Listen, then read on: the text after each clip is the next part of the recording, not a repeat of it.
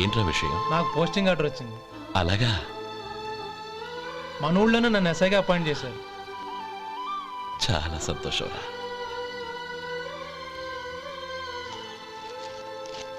అన్నయ్య, నాకు కాదురా, ముందు మీ ఆవిడికి పెట్టు. ఇదంతా అమ్మాయి అదృష్టం. నీకు ఉద్యోగం రావాలని ఎన్ని నోములు నోచిందో, ఎందరు దేవుళ్లకు మొక్కిందో. వెళ్ళి మీ ఆవిడికి పెట్టు. ఏంటమ్మా ఇది?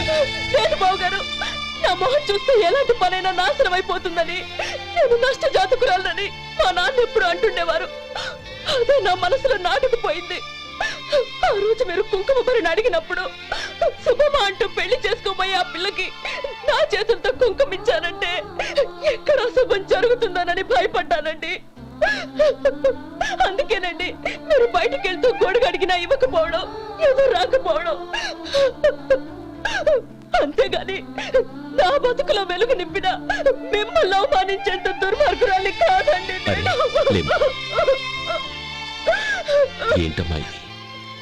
చిన్నపిల్లల లేదండి, నాకు అదృష్టం ఉందని, నా పూజకు ఓ విలువ ఉందని మొట్టమొదటిసారి అందు మీరే.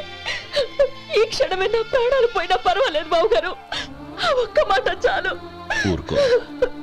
మంచి చెట్లకు మనుషులే కారణమైతే ఇక గుళ్ళెందుకు, దేవుళ్ళెందుకు? పిల్లెదురొస్తే అశుభమని, నక్కతోక తొక్కితే శుభమని అంటారు. అలా అయితే అందరూ ఇళ్లలో నక్కల్నే పెంచుకోవచ్చుగా. అలా ఎందుకు చేయరు? మంచి చెడు అన్నది మనుషుల మనసుల్లో ఉంటుందమ్మా, ఆశీర్వదించే చేతుల్లో కాదు. ఇక మీదట నేనెప్పుడూ నీ కళ్ళలో నీళ్లు చూడకూడదు, సరేనా? రే, అమ్మాయికి తీపి తినిపించు.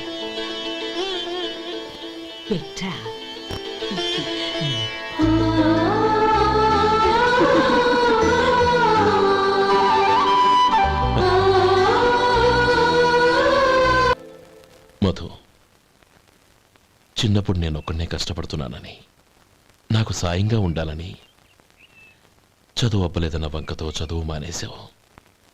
ఇప్పుడు నీ తమ్ముళ్ళిద్దరూ అభివృద్ధిలోకి వచ్చారు. మరుదులిద్దరికీ మంచి ఉద్యోగాలు వచ్చాయి. తన భర్త మాత్రం అలాగే ఉన్నాడని నీ భార్య బాధపడదు. చూడు మధు, చదువుకున్నోళ్లే వృద్ధిలోకి రావాలని ఏమీ లేదు. కృషి పట్టుదల ఉంటే ఎవరైనా ఏదైనా సాధించచ్చు. నీకు తెలివితేటలున్నాయి. నువ్వు తలుచుకుంటే కానిదంటూ ఏదీ లేదు. పైగా నీకు సాయిగా మేమందరం ఉన్నాం.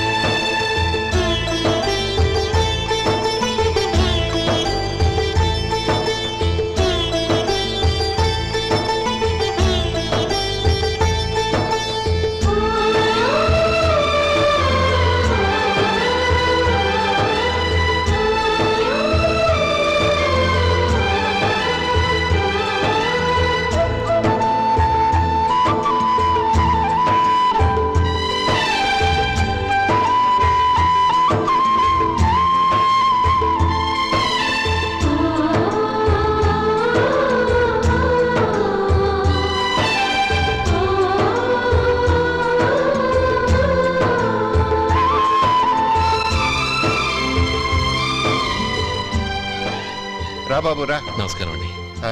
వచ్చే వారి నుంచి 100 పచ్చడి బాటిళ్లు, 100 మసాలా ప్యాకెట్లు ఎక్కువేయండి. అలాగేనండి. మార్కెట్లో మీ ప్రోడక్ట్స్ కి మంచి పేరు వచ్చింది.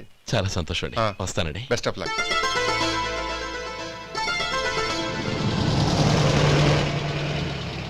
ఆ బాక్స్ లోపల పెట్టవా? అలాగే సార్.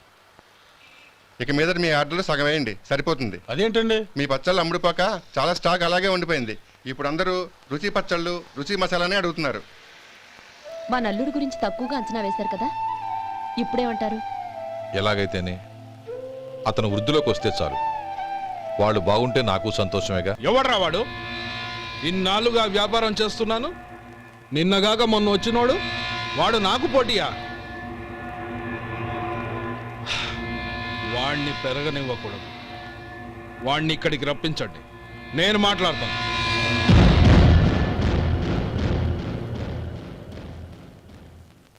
నమస్కారం అండి. మ్మ్. రమ్మన్నారంట. నీ పచ్చళ్ళ కంపెనీ మూసేయాలి. నీకెంత కావాలి? 5 లక్షలు ఇస్తాను. చాలా? 5 లక్షలు కాదు, 50 లక్షలు ఇచ్చినా నా కంపెనీ మూయడం జరగదు. బాగా ఆలోచించుకొని చెప్పు. ఈ వ్యాపారంలో పుట్టి పెరిగినోణ్ణి. నాతో పోటీ పడకు. నా చేతి కింద 6,000 మంది పనిచేస్తున్నారు. ఆంధ్ర మొత్తం నాకు బ్రాంచులు ఉన్నాయి. నేనే మార్కెటింగ్ చేయలేకపోతున్నాను. ఆఫ్టర్ ఆల్ ఒక కుటీర పరిశ్రమలా పెట్టుకొని నువ్వెలా మార్కెటింగ్ చేయగలవు? 6,000 మంది వర్కర్స్ని పెట్టుకుని ఆంధ్ర మొత్తం బ్రాంచీలున్న మీరే నా కంపెనీ చూసి భయపడుతున్నారంటే నా సరుకులో నాణ్యత ఉందనేగా. ఆ నాణ్యత ఉన్నంత వరకు నాకెవరూ పోటీ కాదు. ఈ ప్రపంచంలో నేను ఎక్కడైనా మార్కెట్ చేయగలను. వస్తాను.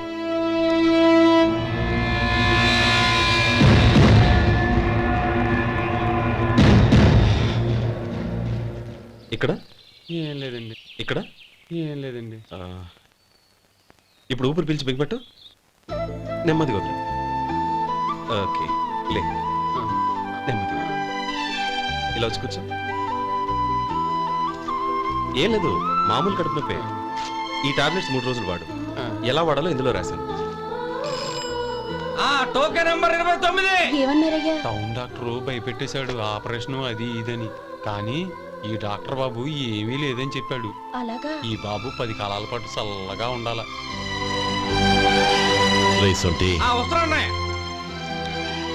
రే, భగవంతుడి దయ వల్ల తమ్ముడు హస్తవాసి మంచిదని అప్పుడే పేరొచ్చిందిరా. తమ్ముడిని దగ్గరుండి జాగ్రత్తగా చూసుకో. పని హడావుల్లో పడి వేళకు భోంచేయడము. అబ్బే అదే లేదన్నయ్య. 1 గంట గల పేషెంట్ కట్టు, భోజనం పెట్టు. అది అలా జాగ్రత్తగా చూసుకో. నేను చూసుకుంటాను కదన్నయ్య, నువ్వు వెళ్ళు. ఆహా.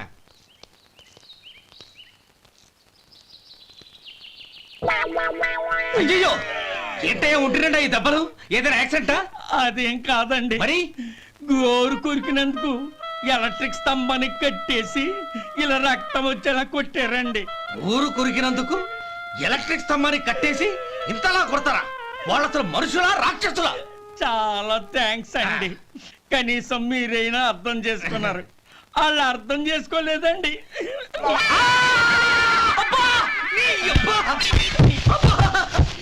గోరు కొరకడం అంటే ఇదా? నిన్ను కొట్టడం కాదురా, నిలువురా నరికేయాలి. ఈ అబ్బా సెప్టిక్ అవుతుందో ఏమిటో.